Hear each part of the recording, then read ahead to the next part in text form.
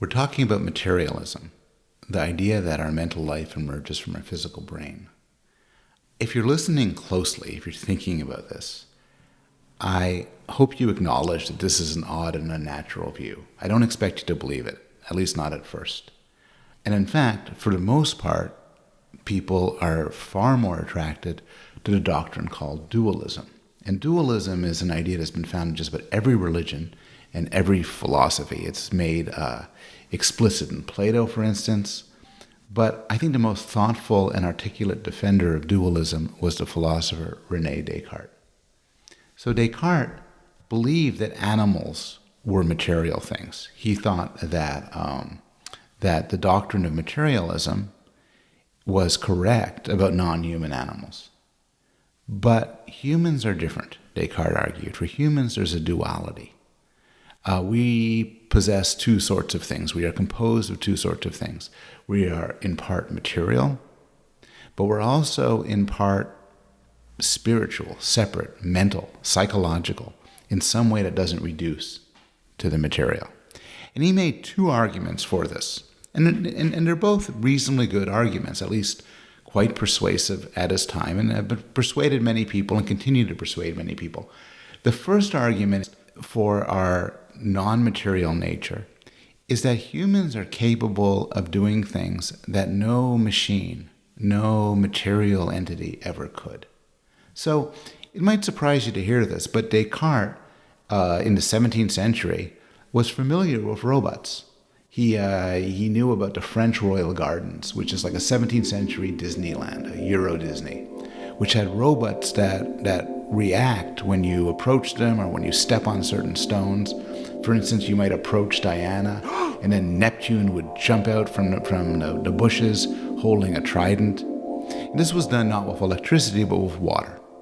So Descartes knew about these robots, and Descartes asked, well, maybe we're such things.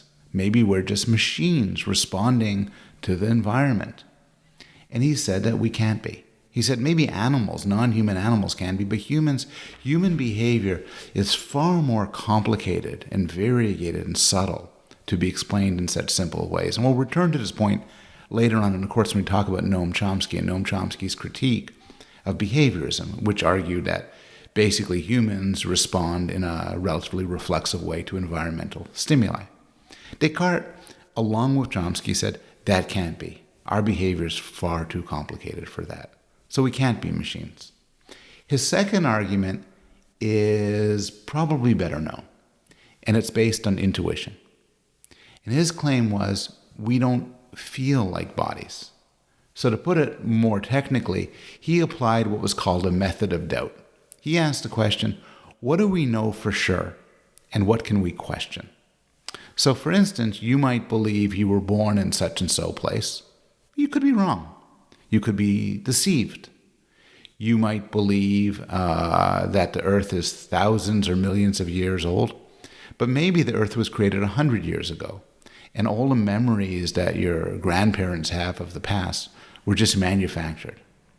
You might believe, said Descartes, that you live in a world of things, that you're sitting on a chair, or there's a wall in front of you, or there's a computer near your hands.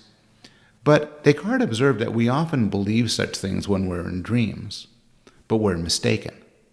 He observed that people who were mentally ill, who were deranged in some way, might have such beliefs, but they'll be mistaken. So you could be wrong that there's a physical world around you. You could be wrong that there's a body that you have. And this is an ancient concern, of course, but it's best articulated in the movie The Matrix, which maintains that we think we're running around in a physical world, but actually, with the lucky exception of our heroes like Neo and Trinity, we're actually just plugged into some sort of system. Another version of this is that we're brains in a vat. If you were a brain, just a brain, sitting in a vat with electrical wires stimulating your experiences, you couldn't tell. Maybe you are such things. Modern-day philosophers, for instance, will argue that there's an excellent chance that we are simulations. We are computer simulations. And so Descartes and people following Descartes said, there's a lot we can't be sure of. The things that we are seemingly most confident about in the real world can be shaken. But, Descartes said, there's one thing you can't doubt. You can't doubt your own consciousness. You can't doubt your own existence. The famous line is, I think, therefore I am. And spelling out this intuition, building from the fact you could doubt that you have a body, but you can't doubt that you have a mind, Descartes wrote, I knew that I was a substance, the whole essence or nature of which is to think, and that for its existence there is no need of any place, nor does it depend on any material thing. That is to say, the soul by which I am, what I am, is entirely distinct from body. So that's a sort of philosophical case for dualism. But as I said, dualism is also emerged out of common sense. Think about how you describe your body. You describe your body as if you possess it. My arm, my heart, my body, my brain. As if it's something separate from you that you have. Or consider your intuitions about personal identity. So typically, as people age, their consciousness follows their body. So I get 10 years older, my mind is 10 years older, my brain is 10 years older, it all connects together. But we easily accept, at least in fiction, that people can hop from one body to another. There are many comedies that involve body switching, body swaps. There are movies that involve somebody going to sleep one morning as one person, waking up as another. And we understand they're fiction, they aren't real, but they make sense to us. There's sort of an intuitive rationale to this. We don't walk out of the theater saying, I am totally confused what happened there. Rather, at least with our naive conception of the self, we accept that at least it's a possibility that you can hop from one body to another. And none of this is sort of limited to modern day movies. The most famous short story of history by Franz Kafka begins with the sentence, as Gregor Samsa awoke one morning from uneasy dreams, he found himself transformed in his bed into a gigantic insect. And so metamorphosis involves that sort of transformation. And long before that, in Ulysses, the characters are transformed. Some of the characters are transformed by an evil witch into pigs. And it's not like they took the people and turned them into pigs. Rather, it's much worse. They put them in the body of pigs. As the passage goes, they had the head and voice and bristles and body of swine. But their minds remained unchanged as before, so they were penned there, weeping. Our conception that bodies themselves are separate allows us to accept the idea that you can have many people inhabiting one body. This is how many people think about multiple personality disorders, something we'll get to quite later in the course. And it's also at the root of a view that many people, both religious and non-religious, hold, which is the idea of demonic possession, the idea your body could be taken over by somebody else. Another manifestation of dualism is you could believe in intelligent beings without bodies. If mind and body are separate, it raises the possibility you could have one without the other. Plainly, you could have bodies without minds. That's what a corpse is. But the argument goes you could also have minds without bodies. And this is, for instance, what many people think about gods or angels, which is that they're immaterial beings that can think, that can observe, that can act, but they don't have physical bodies in the same sense that we do. Finally, and maybe most important for people, the idea of dualism, the idea that you are not your physical body, raises what must be for many an incredibly appealing consequence, which is that you could survive the destruction of your body. And in fact, if you ask most people, religious and non-religious, what will happen after your body is destroyed, the answer is not, well, I'm dead then. That's it. It's the end of things. But rather, the belief is that you can live on. Maybe you'll end up in some sort of spirit world. Maybe you'll ascend to heaven. If you're unlucky, maybe you'll descend to hell. Maybe you'll occupy some other body, as in reincarnation.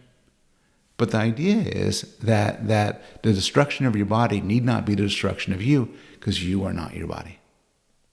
And all of these beliefs, the beliefs about personal identity, the beliefs about life after death, about the existence of supernatural beings, about God, all rest, at least to some extent, on a dualist perspective.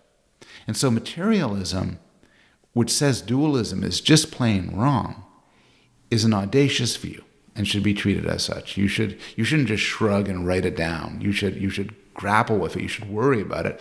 You should either begrudgingly accept it or fight against it. So why are modern-day psychologists and neuroscientists so confident that dualism is mistaken? Well, there are a few problems with it. One is that it simply doesn't help us explain certain things that need to be explained. Appealing to an immaterial world, to an immaterial soul, seems to duck certain questions that really do deserve an answer. So throughout this course, we'll ask questions like, how do we learn language? What do we find sexually attractive? How does memory work? These are questions about ourselves, about our minds. And to say, oh, it all happens in some immaterial realm, leaves us hopeless when it comes to answering them. The second concern is that at the time, Descartes was correct to infer from the limitations of material things, of physical things, that we probably are not physical things.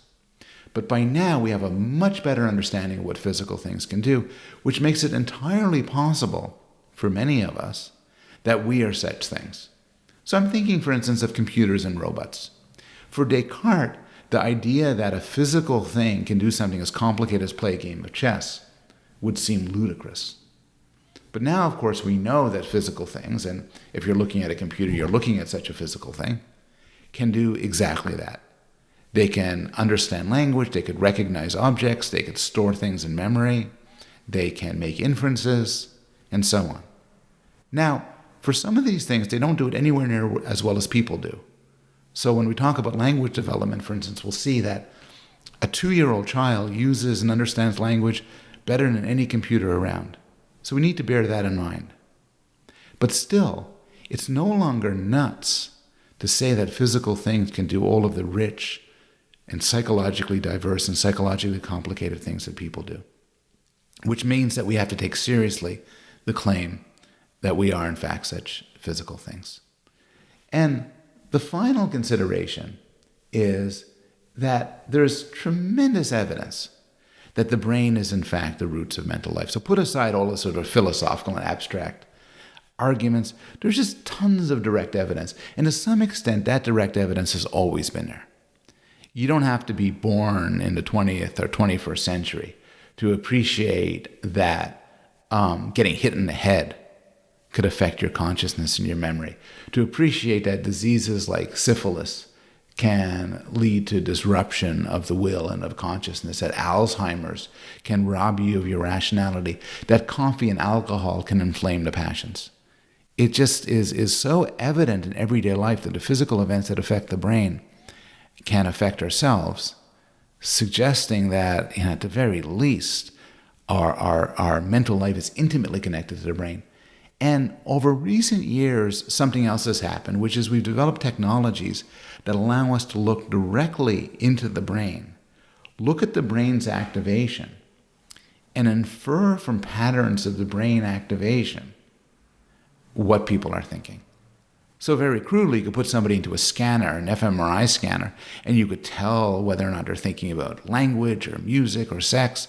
The technology is increasing to such a point that it's not implausible that for some of you, by the time you're listening to this, we could put a sleeping person into fMRI scanner and know from the neural patterns of neural firings, know what they're dreaming.